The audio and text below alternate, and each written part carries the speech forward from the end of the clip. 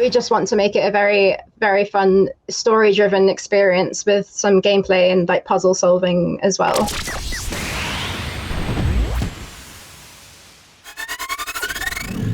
Hi there. Hello. I'm Kostas. And I'm Sarah. I'm from Greece. I live in Athens. I'm half English, half Mauritian. I grew up in Namibia and I now live in the UK. Me and Sarah met at university. We were both studying animation, and through that we started making Theropods, which was initially part of a game jam. It turned out so well and people seemed to enjoy it that we decided to make a full version of it. So this is our first commercial game. I help do the game design, I do the character art and animation, and I also program it. I also do the game design, I do the animation for the game, and I also do the story. Theropods is a point-and-click adventure game set in a prehistoric world full of dinosaurs. It features a cinematic story, a lot of puzzles, action, and a retro pixelated world. Contrary to games in this genre, our game features no dialogue or text, so the whole story is told through animation and sound. Yeah, so let's have a look at the trailer.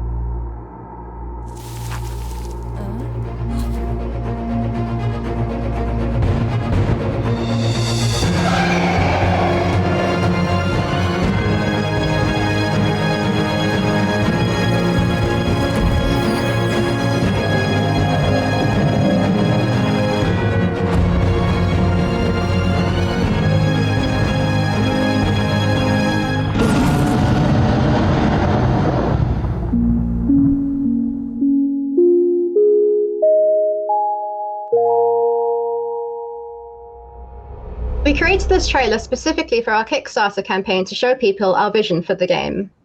This was before we had programmed anything, so we made the trailers a little movie instead of showing gameplay.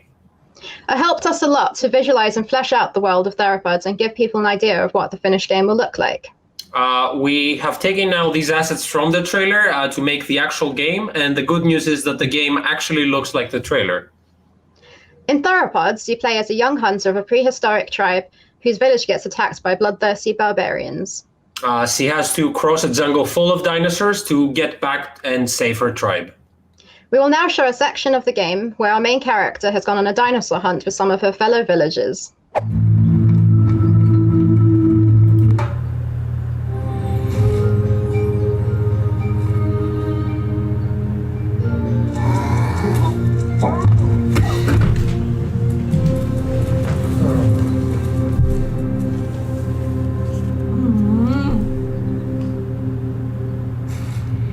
So this is the demo for Theropods.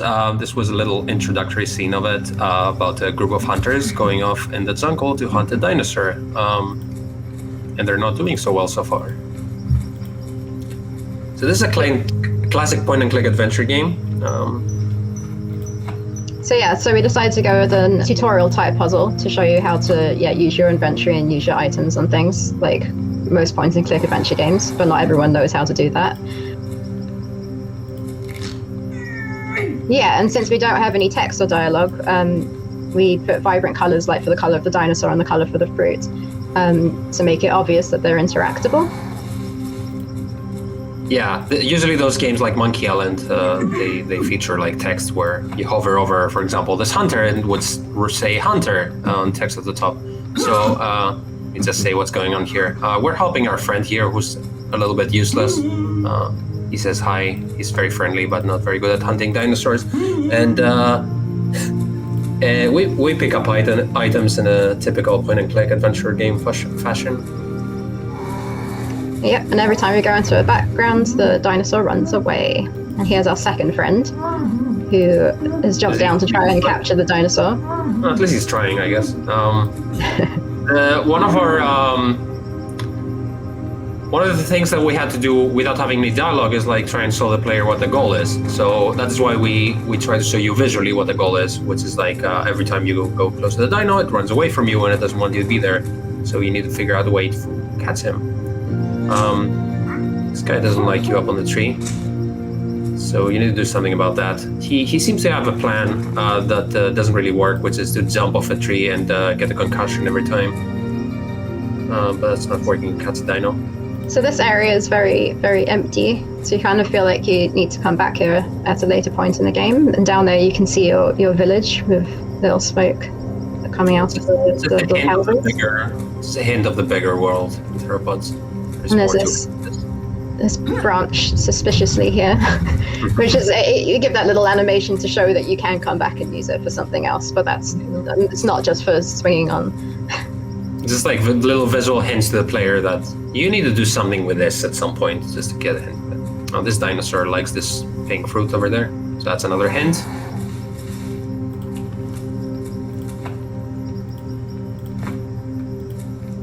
Let's try and get this fruit. Down. It doesn't really work, but at least it shows you that you're on the right track.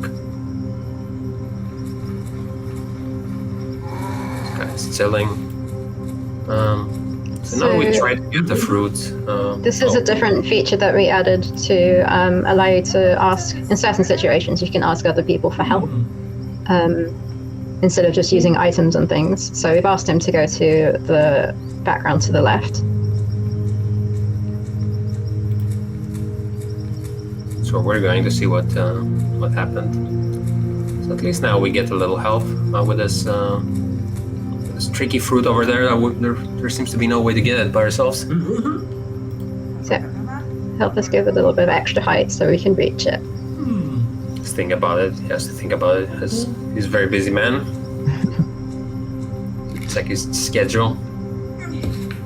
So there we go, we're getting it.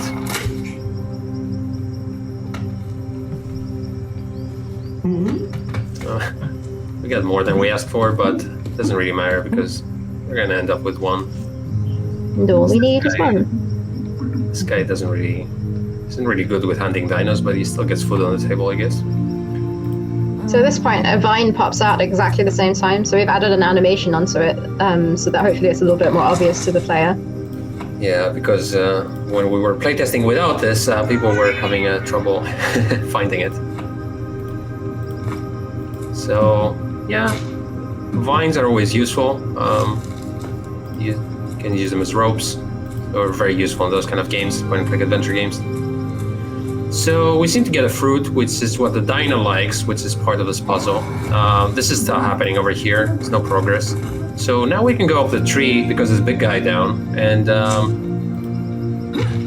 we can. Part of the puzzle is that you can mess up with his branch over there, so that you kind of disrupt his plans because he has our dino stuck in a loop where nothing really happens to move the dinosaur to break the dinosaur's loop from going around. Let's go back to this suspiciously bendy branch. Now that we have a lot more items to work with. Yay! Here's a bunch of so stuff. We can build a trap of our own.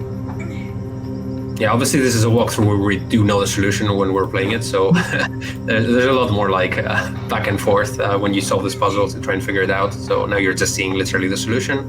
So we set up the vine, we stick down a stick to hold it in place. So the idea was that the player was going to think, wait a minute, this bendy tree, could I make a trap like the one that this guy was cut up before? So now like that was only half part of the puzzle. The other half is actually getting the dinosaur there. So essentially, this puzzle is like two different puzzles that you need to solve in any order you want, really. So you can see the dino always runs away no matter what direction you're going through. If you go left, he goes right. If you go right, he goes left. If you come from the right. So now this time, the hunter falls down and the tree branch breaks with him. So now he can't go back up the tree anymore because there's no point. There's no branch there for him.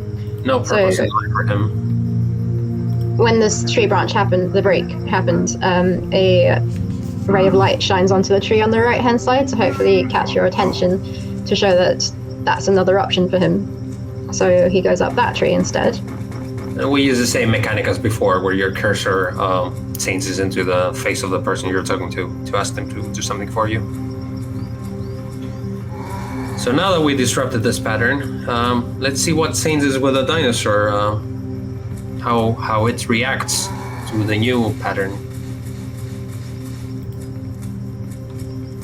So the idea here is that if the hunter jumps off a different tree, which is from the right, and you're blocking the left path, the dinosaur has nowhere to go but the middle.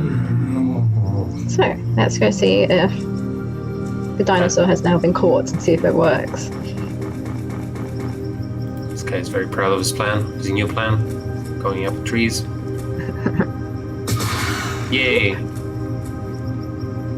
Would have thought that we would solve our own puzzle, but we do have the dino, and now let's try and, spear it.